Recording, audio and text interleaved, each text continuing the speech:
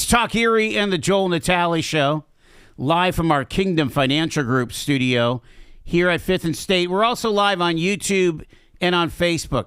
We are having the crucial conversations that Erie needs, and this month is National Nutrition Month. And so we've invited back to our studios here Dr. Fernando Melaragno. He's an endocrinologist with the LECOM Institute for Successful Aging. I got that right? Yeah, I guess that is the name of the suite. It's evolving. Is it evolving? Yeah. Institute for Specialists. Okay. Specialists is what the operators might be calling it these days. Yeah. Welcome. Appreciate you being here. Absolutely. Thank you. We're talking all about the food. And let me give a little background on National Nutrition Month. It's an annual campaign established back now in 1973 by the Academy of Nutrition and Dietetics. During the month of March, everyone's invited to learn about making informed food choices and developing healthful eating and physical activity habits. So it is the diet and exercise, isn't it? We can't separate those, right? You can't really talk about one without the other. But first and foremost, so nutrition would carry the greater emphasis when it comes to, if we're talking about weight loss and health. A lot of people simply aren't capable of maybe exercising to the extent that would be needed to improve their weight, to improve their health, but they have to eat every day, right? You have to eat. Yeah. So you're either making good choices or not for those meals, and it will be impactful at the end of the week, end of the month, end of the year.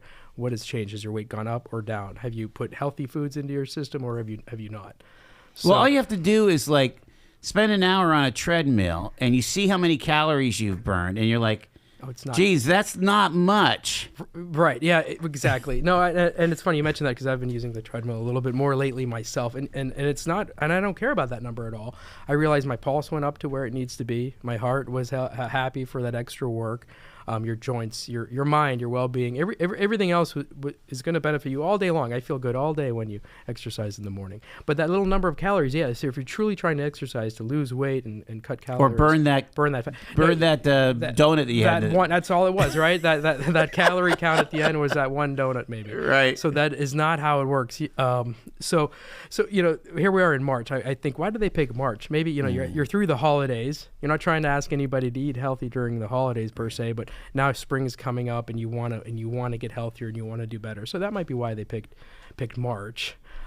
During the holidays, I was asked to speak about how do we eat healthy during the holidays. One of the local news shows. It was a nice show, but truly it was. You know what? You're not really going to, and you don't necessarily have to. I told a story about a 90-year-old diabetic patient that I had, and said, Dr. Melaragno, I'm going to be turning 90 next month, and is it okay if I have a piece of cake? And the answer was absolutely yes. Yes, you can. Yes. You're turning 90. You're having a piece of cake. Go ahead. And the analogy was sort of the holidays too. Mm-hmm. All things in moderation. Don't overdo it, of course, but you're going to eat healthy during the holidays. You're not going to necessarily eat healthy during the holidays. I should say you're going to eat and enjoy those foods. It's the other 360 days of the year that matter even much more. So this month was sort of devoted to bring some consciousness to how are we eating? Why do we eat healthy? There's a lot of food products out there that try to tell you it gives you energy, or helps your metabolism, or these different types of things. But they're bars and mixes and different things that are really just trying to sell, right? Mm-hmm. Ultimately, we need to be eating, healthier foods. And one of the things I tell my patients, one word ingredients, right? So chicken, broccoli, tomato. Sure. Your food should not have a list of ingredients necessarily, right? So that are one of the most common or highly rated first place diet that every year wins is the Mediterranean diet, right? So recognized by the powers that be that is the healthiest way to eat. And of course, we're partial to that as Italians. Yes, Italian Americans. Right. Well, I do have that unique perspective of being raised Italian American. My first generation, my parents were born in Italy. We had the big garden. We jarred our own peaches from our own peach tree. Beans, peppers, all those things. If Americans jarred more like they used to, a few decades ago, we'd all be healthier, right? Our local farmers would be doing better. We wouldn't be trucking our produce from across the country, across the world, which certainly doesn't have a good carbon footprint, right? If we would shop local at the local produce and learn to jar and can again, we would all be much, much better. That is actually a campaign of sorts that I'd like to somehow start to implement and, educate the community, have some symposiums, some community outreach sort of events where we do some of those educational things. Somebody who wants to learn how to jar and can again. It would be, right, there's no preservatives in there. It's just nothing but the purest ingredients, and everybody would be healthier for it. That's sort of how I was raised. Did your folks can their spaghetti sauce? Oh, we still do. Yeah, you still do. Yeah. You can, as far as the eye can see, of tomatoes laid out in the basement, ready to fully mature, and then we would jar our own sauce. We still do. Wow. Absolutely. Yeah, Mom still does. Absolutely. And my cousins do, and a lot of Italian Americans and other cultures in town still do those types of things. You get to go to local farm. You buy your bushels, several bushels. Your whole pickup's full of tomatoes, depending on the year. Back in the day, that's what we did, and that is part of the Mediterranean diet, right? You're eating healthy, you're eating local, produce heavy, vegetable heavy. So what is the Mediterranean diet? Well, so it is part of that Mediterranean basin. It's Italy, it's Greece, it's Turkey. It's those countries that eat healthier in that regard. So they have a higher vegetable. There's higher, beans and things like that. They get protein from other sources. Meat is lighter. There's not a lot of meat. We eat a lot of meat as Americans, but the protein might be used to maybe flavor the dish, right? You might have a fatty piece of pork that is flavoring the dish. It's not everybody's not getting a big piece of meat. It's flavoring the other vegetables or rice or risotto or whatever it is. That's how the meat is looked at a little bit more in those areas. Higher vegetable, higher fruit, olive oil, clean oils. They'll describe it as simply prepared foods. Heavy vegetable, heavy, simple, leaner meats, simply prepared. So not a lot of ingredients. It's not the heavy sauces or whatever you think in an Italian restaurant. They don't eat quite like that there. No. The being vegetables and beans and it's all real food, and that seems to be like the big thing. There's a couple of big headlines in nutrition right now. Number one is this real food. The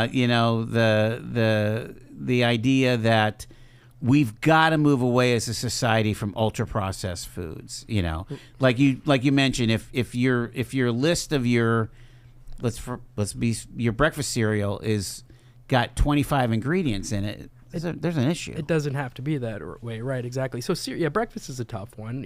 People might eat cereal or instant oats, instant oatmeal. And I had a patient today, and they like a particular flavor. But those instant packets, when you pour them into that bowl, it's mostly powdery. There's a great deal of sugar in there. And those oats are so ultra processed that a little bit of hot water and you can eat them. Steel cut oats that need to boil for a little bit longer, that's what we recommend for our patients who want to have that kind of a meal. You could a tablespoon of brown sugar or maple syrup, and then now you're having a healthier option. But real food, it lends to the kind of one-word ingredients, right? It's simply prepared turkey, chicken, tomato, squash, whatever, and that's real food. So we ask patients to maybe shop around the periphery of the grocery store. You walk in, there's the produce, right? Get your vegetables, get your fruit, then you move on to maybe your cheeses, and then your sort of meats in the back.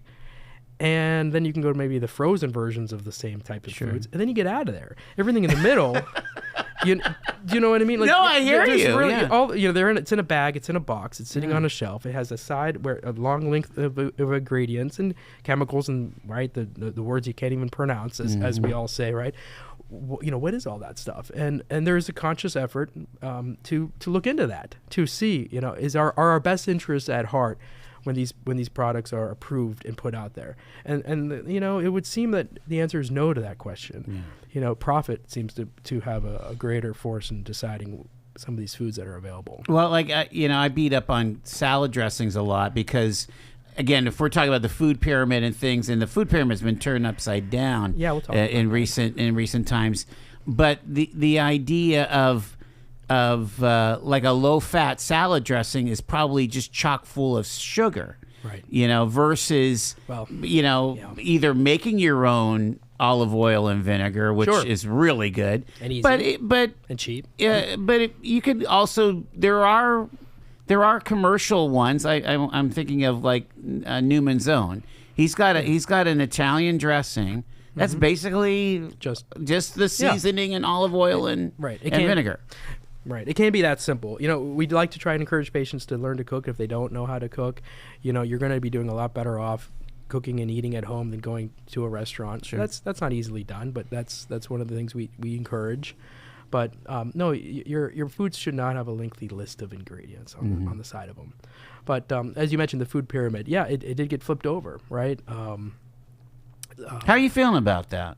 Well, for the most part, so the origins of the food pyramid go back to, the 70s, 60s, 70s, 80s. It's somewhat questionable when it was first sort of put out. But it has a lot to do. So the base of that has all the grains, right? It showed all the breads, and that's a huge volume of the base of the food pyramid. And back then, there was a push to actually kind of sell and utilize more carbohydrates in our country. Were we worried that people were getting starving or something? No, I guess there was apparently a surplus of wheat in our country when we were going to sell it to Russia. Here's a whole story. It's a bit of a spiral, Yes. a bit of a rabbit's hole. And then the year that happened, it didn't go very well. The production wasn't good, and things didn't work out well. So the next year we over-engineered things and had this abundant surplus of of wheat. And they said, what are we going to do about it? How are we going to get rid of all this sort of wheat? So let's incorporate more as a recommended diet. So around the same time, the federal government were putting out nutritional guidelines, and at first the carbohydrate portions were 3 to 4 a day. Then this sort of event kind of happened. The powers that be that were making recommendations to the guidelines doubled it. So it's 8 to 11 was that food pyramid. 8 to 11 carbohydrates per day were recommended at the time. But that wasn't the initial guideline recommendation. So it doubled in a lot of the context of let's just sort of kind of deal with this sort of problem. And it's a cheaper food, and maybe they thought it would help maybe feed more people. Hard to say. But that is what happened. And nobody today would agree that 11 carbohydrate portions per day is what we should be eating. That's incredible. And you mentioned pulling the fat out of what about these fat-free options or something to that effect? Around the same time, around 1980 or so, there was a campaign to take fat out of food. Fat-free this, fat-free that. And the obesity epidemic curve directly parallels. It just skyrockets in 1980 when that movement occurred. So we weren't doing so bad in this country for obesity. But when they did the fat-free movement of taking fat out of foods that should have them, the obesity epidemic parallels it and just climbs to today. And only in recent year did our obesity epidemic start flattening off. The United States is getting a little less obese, probably related to some of the medications that have been around for a few years lately. We need to talk about fats and protein, but first we got to take our break. Absolutely. Dr. Melaragno is with us here. Stay with us. It's Talk Erie. You're going to learn something today on the show. Stay with us.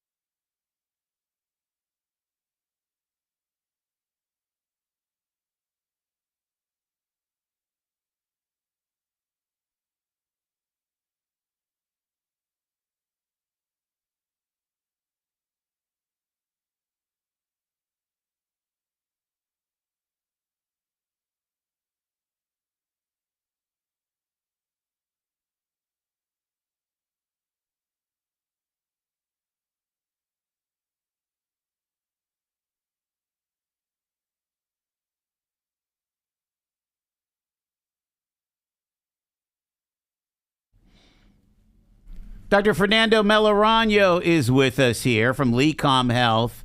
We're talking about National Nutrition Month. And, Doc, you'll take some calls, right? 814-679-1080. Okay, let's talk about fats. Well, actually, let's talk about the kind of like the big what are the food groups? Sure. I mean, you mentioned carbohydrates. Right. Let's go through them all. Yeah, no, absolutely. So, fruits and vegetables, proteins, meats, and then different types of fats, like oils particularly. Mm-hmm. And then, nuts kind of fall into some of those categories. So fruits and vegetables, we realize as much as fruits are sort of recommended as something we should be eating more of, and in the new food pyramid with the base and the biggest, broadest top and it narrows down to the bottom, fruits and vegetables are taking up a good portion of the center of that pyramid, taking up a lot of volume.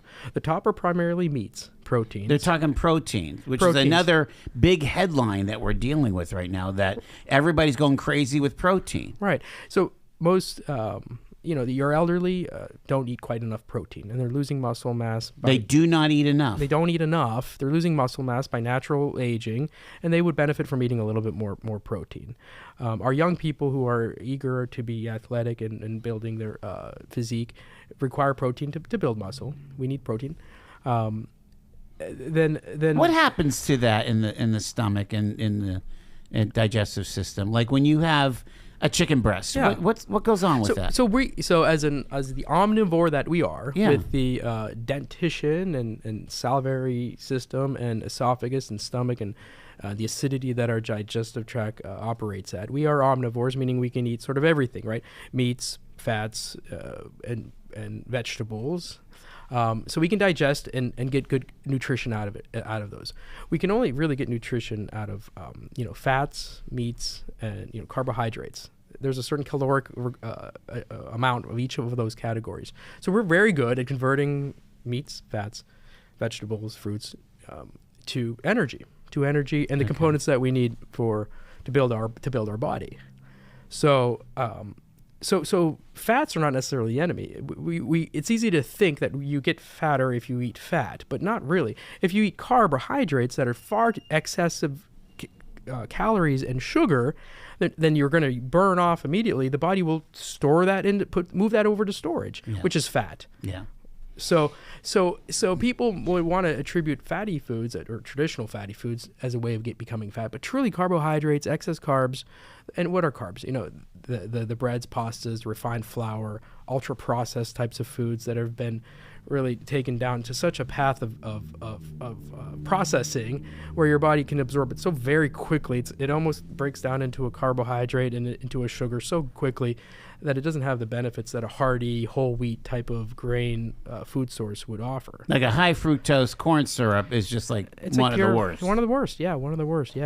Absolutely. Let's grab a phone call here.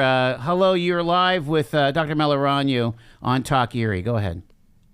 Hi. I want to add some support to what the doctor's saying from a historical perspective. During the Lewis and Clark expedition, the participants in the expedition had unlimited access to protein. But one of the food groups that they didn't have available were carbohydrates. And there were times during their expedition that they were starving because they didn't have enough carbohydrates. So carbohydrates is very important in your diet. Yes, absolutely. It is a good food. It is a good energy source. Carbohydrates is just another name for a chain of sugars. Simple sugars, sucrose, maltose, lactose. These different sugar groups are molecules of sugar, and the larger you get, then we call it a complex carbohydrate. Yeah. Simple carbohydrate, complex carbohydrates. Yeah. So he was saying that they were starving without their carbs. Well, they're getting good nutrition from their protein sources. I'm sure they're at other sources. I'm sure too. they were eating venison and Yeah, and there's a certain amount of vegetables and fruit that they probably came across that do have carbohydrates in there. They didn't come across a bagel tree, not likely, as they trekked across. They only were able to grab carbohydrates when they made contact with an indigenous population, the Indians, because a lot of the natural carbohydrates that the Indians would, because they were nomadic. The Indians had to travel around with the growing season in order to grab a lot of those foodstuffs. And you'll find that out in historically in the West, where the pinyon pine trees mature at a certain time of the year. Then this matures at a certain time of the year, and they kind of traveled to pick up these food stores. And the Lewis and Clark expedition, at least the books that I read, they were unhealthy because all they had was protein for extended periods of time.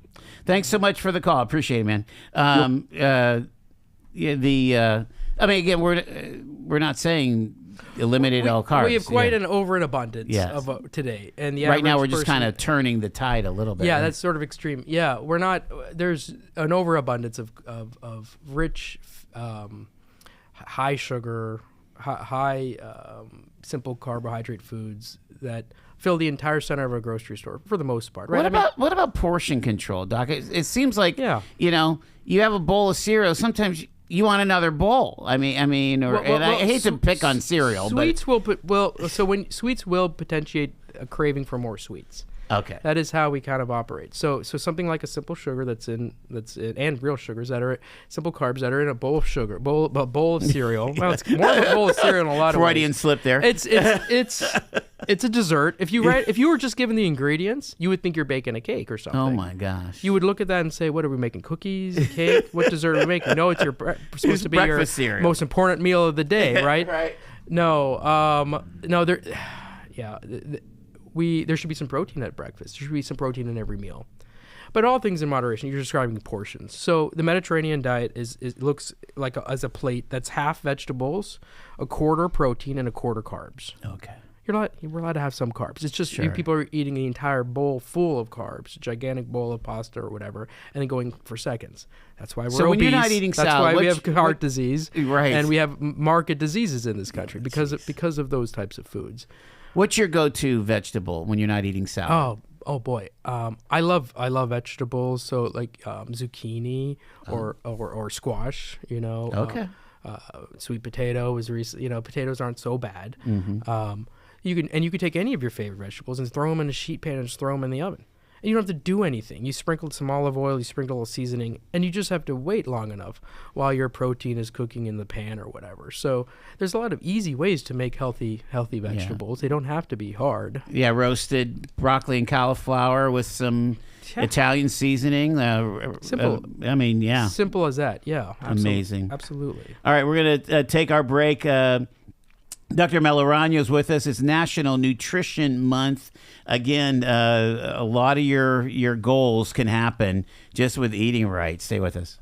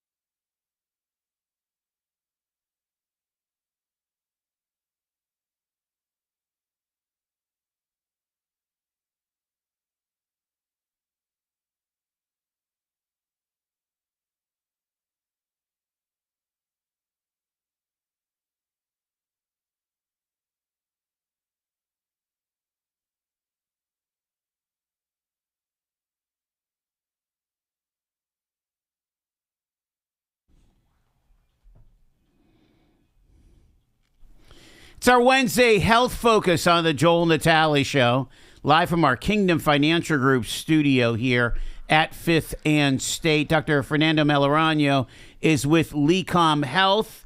He is a favorite guest of ours. We're talking about the kind of the intersect of nutrition with National Nutrition Month and, of course, metabolic disease. And Doc, I get on this kick every once in a while that if we were attacking obesity or other metabolic issues like we attacked COVID 5 years ago, I mean, wouldn't our whole community change?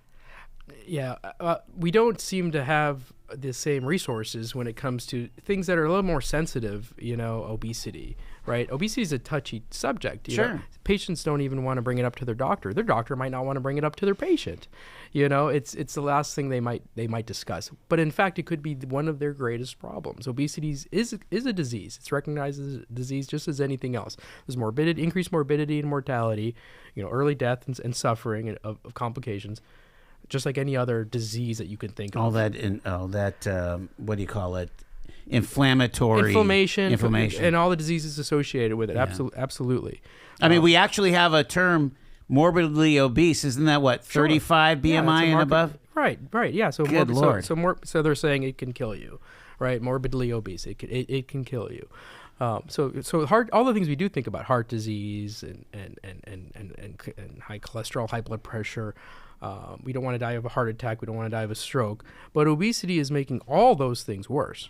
All those things. And I can say the same about diabetes. Diabetes and high sugars, uncontrolled diabetes is also contributing to all those diseases too. So that's why there's such an overlap in the metabolic dysfunction, the metabolic diseases. So attacking weight is very important. It's not just cosmetic. It's not about looking nice for the pool season. It's right. It has a great impact on your health. You're not starving for patients. You probably have a waiting list, I would imagine. Well, yes. As although, does it take a while for the PCPs to say, "I need you to go see our specialist"? So, as an endocrinologist, my specialty includes diabetes. It's kind of first and foremost. As any endocrinologist, thyroid disorders, testosterone, PCOS, different reproductive issues, adrenal concerns. But obesity is very much becoming something that we are in the forefront of. We always were, but now we have more medications and tools to treat patients. So yeah, we have a busy practice. I have 2 physician assistants with me that are helping a great deal.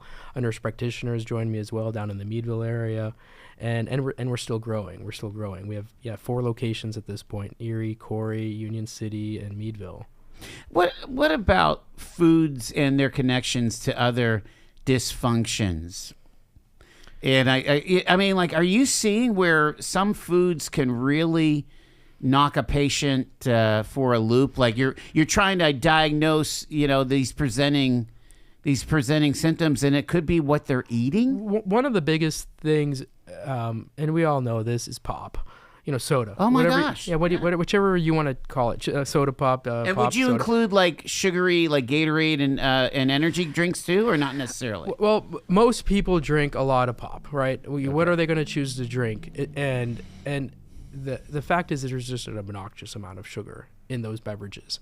Something like a 20-ounce Coca-Cola has 16 teaspoons or something of sugar in it. And then that's just kind of the tip of the iceberg. Other things have more.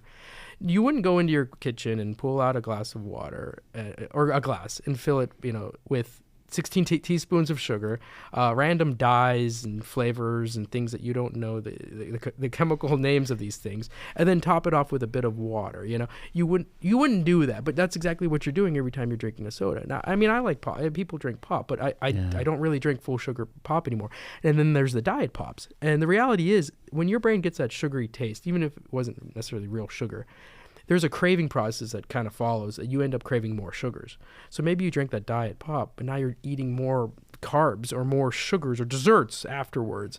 That was all triggered by that first sort of sweet kind of taste of that drink. Even for the diet. So, what's one of the worst foods that I wish my patients would have less of?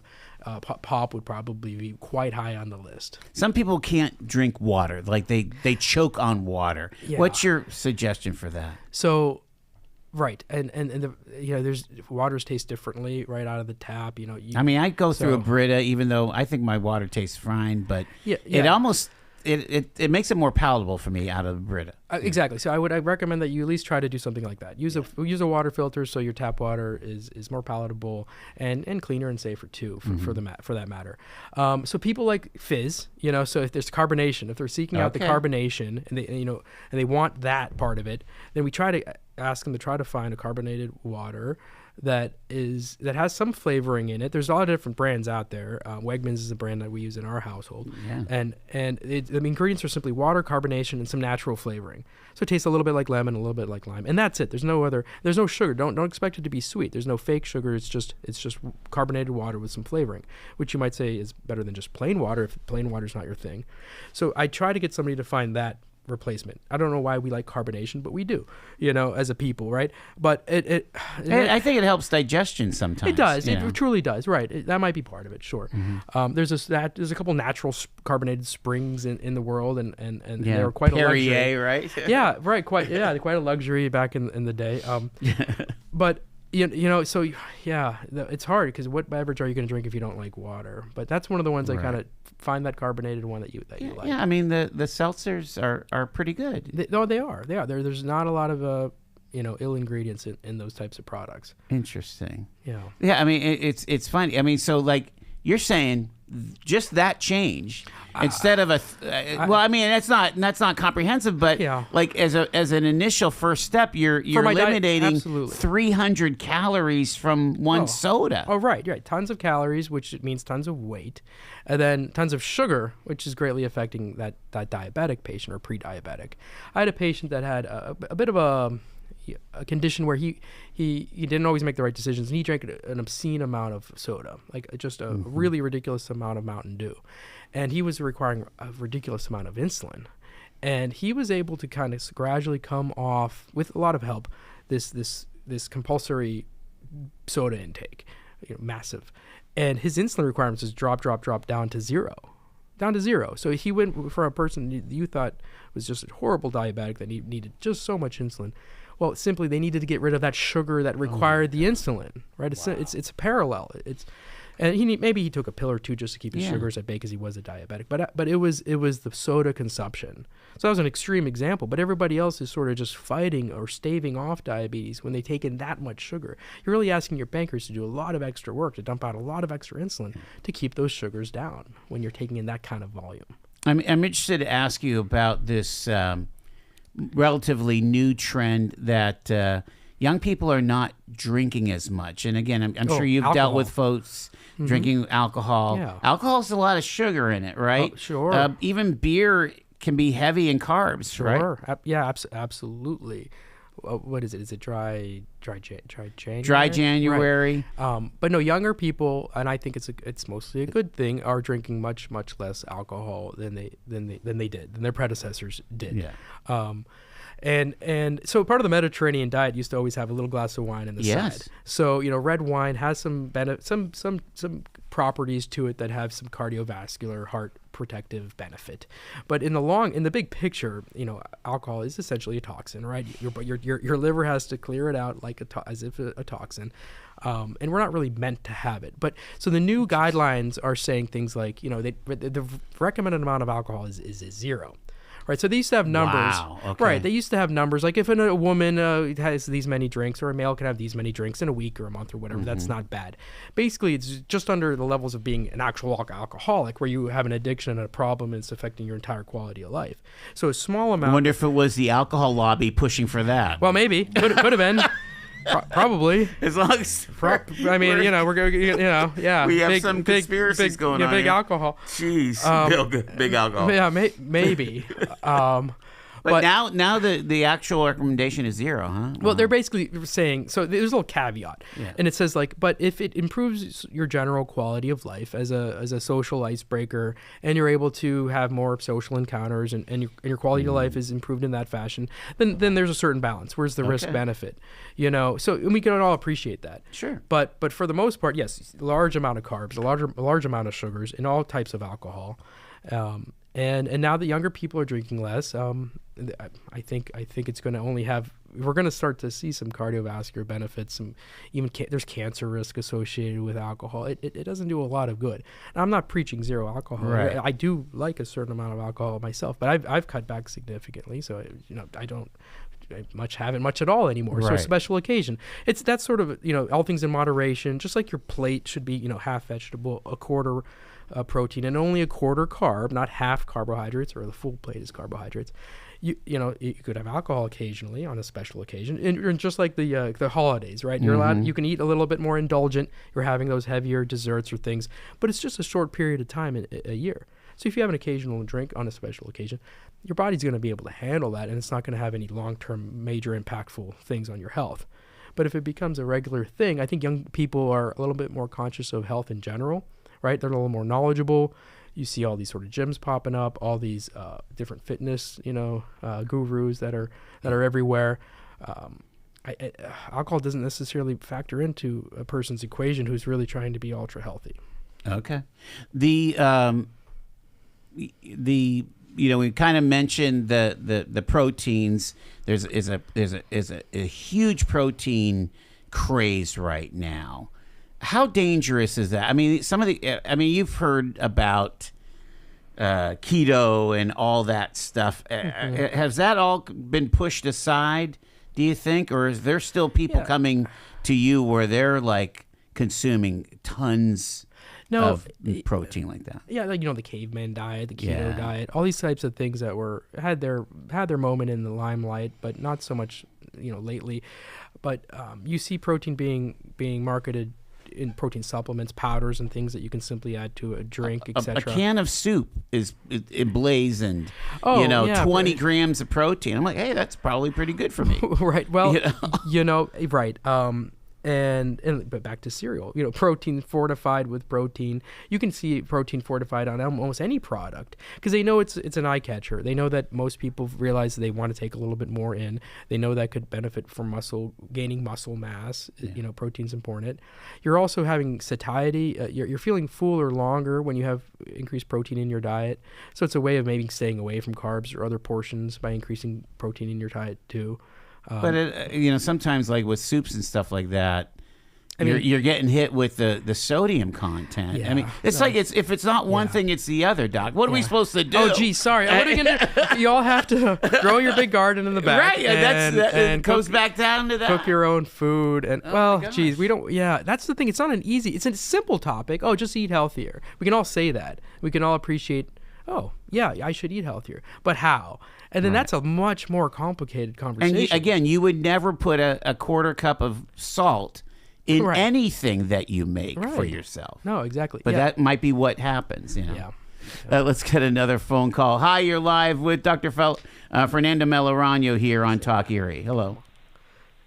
Hey, he speaks pretty good English, Joel. Yes, he does. And I've heard your voice before on this show, I think. Oh, boy. Hopefully. Fellow paisan. Hey, quesadilla, That's quesadilla.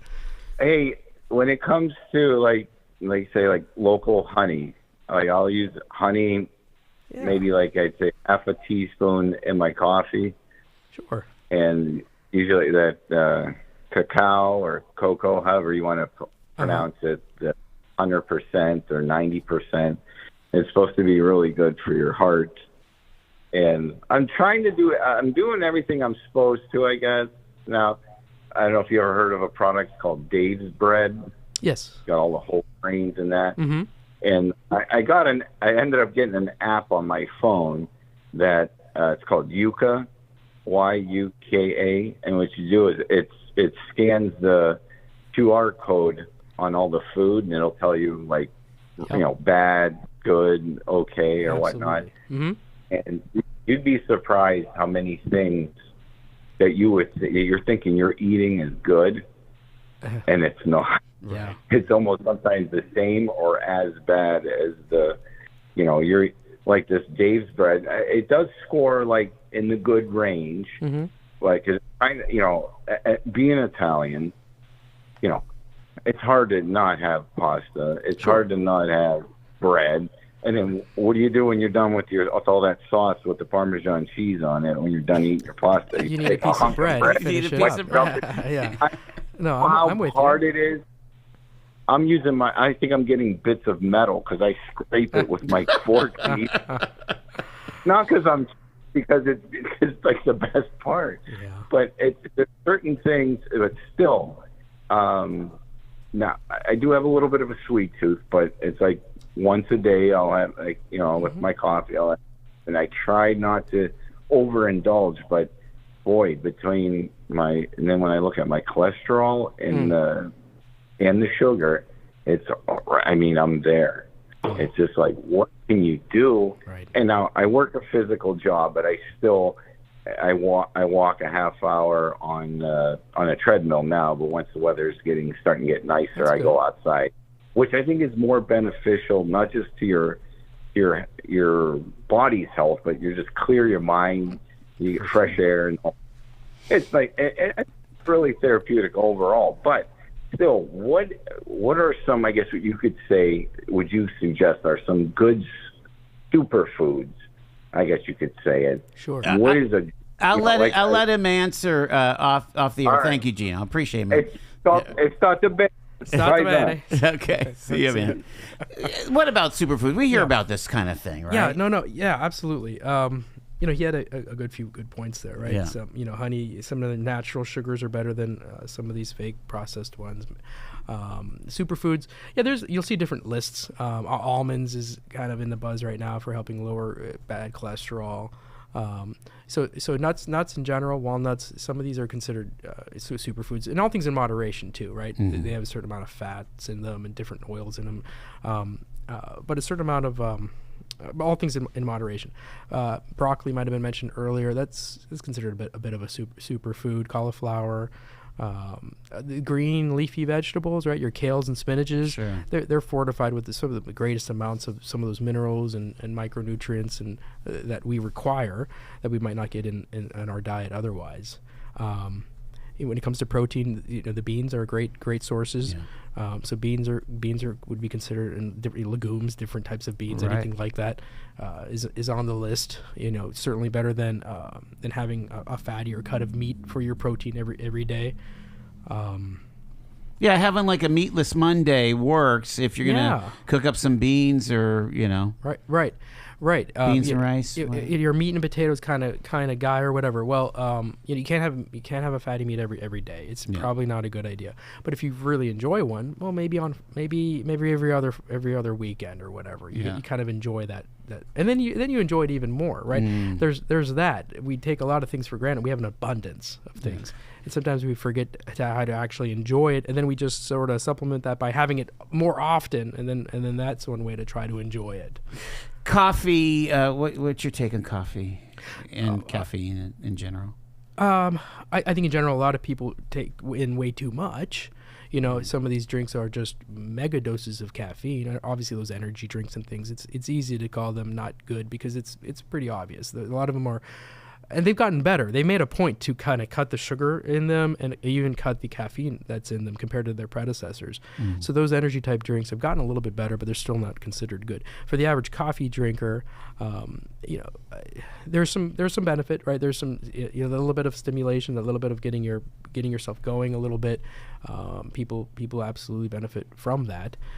But I personally encountered a period of time where I wasn't really drinking a lot of coffee, kind of spending a little time away from it because I had a cup or two every day since I was a young child, basically, and I was away from it for a period of time, and I noticed I didn't have any headaches. Now, this isn't everybody, but I didn't have any kind of scary withdrawal that I thought I might have. Interesting. And I kind of thought I was sleeping better. So let's be honest, a bunch of caffeine during the day, if your caffeine levels are still kind of high when you're trying to go to sleep, you might have trouble sleeping.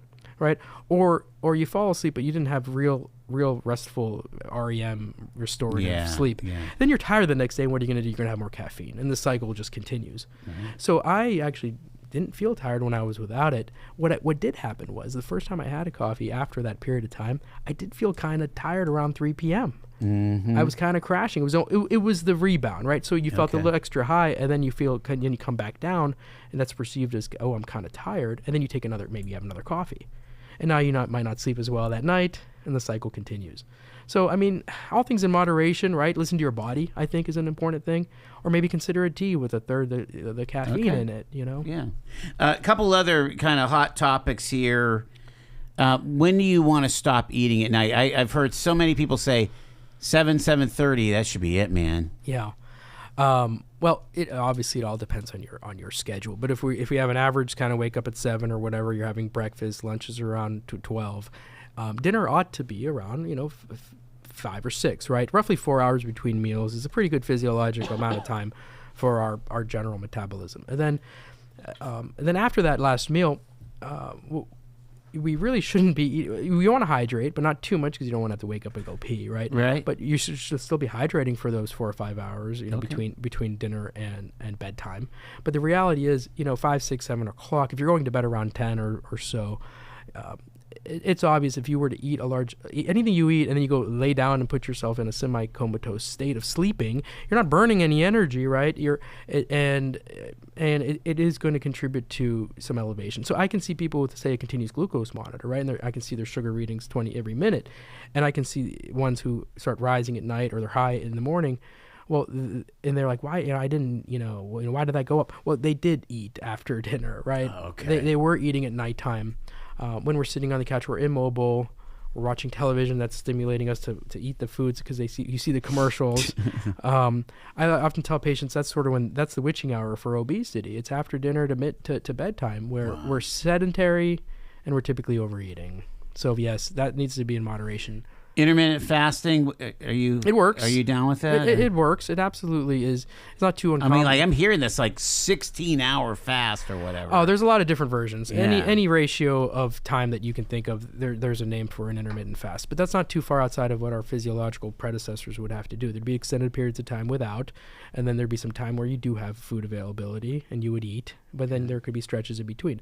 We're physiologically capable of those stretches just fine. We have reserves. We make our own glucose. We make our own energy right out of our liver. Those stores don't work quite as long, but then we can go to some secondary, tertiary, quaternary systems, and then ultimately we're burning fat and different things too.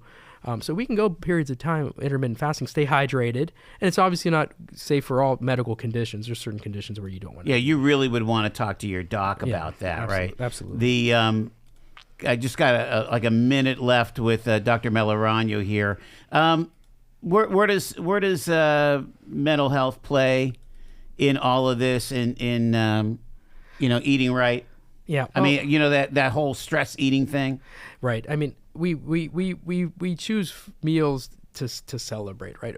It's a good feeling phenomena, enjoying a nice meal that you like and doing it with friends or family. So but if we're using it as a daily coping mechanism, we obviously are going to end up overeating and having more problems ultimately. It can be contributed to some of the addictive personality. So if you have a problem with other addictions, food can fall into that category too. There are medications to help treat different addictions. The GLPs have a receptor basically in the brain for that type of molecule, because remember, it's created by the body. We just mimicked it and put it in a pen. They hit receptors in the brain that have benefit related to addictions and coping and even things like depression and anxiety. There are a lot of patients that say they just feel better and they're doing better in those departments while on medications like that. And they are being studied in a more broader fashion to see if they can be used for the treatment of those diseases. National Nutrition Month. Again, we brought the expert on, Dr. Fernando Melaragno from LECOM Health. If people want to get a hold of you, what's the best way? You just look us up. I have my office on Upper Peach Street for our local Erie, listeners. But yeah, geez, the number off the top of my head, I'm not sure. Look it up at LECOM Yeah, Health. Google and whatever. Yeah, the closest office, we're in Corey, Union City, and Meadville too. Appreciate it, sir. Thank you.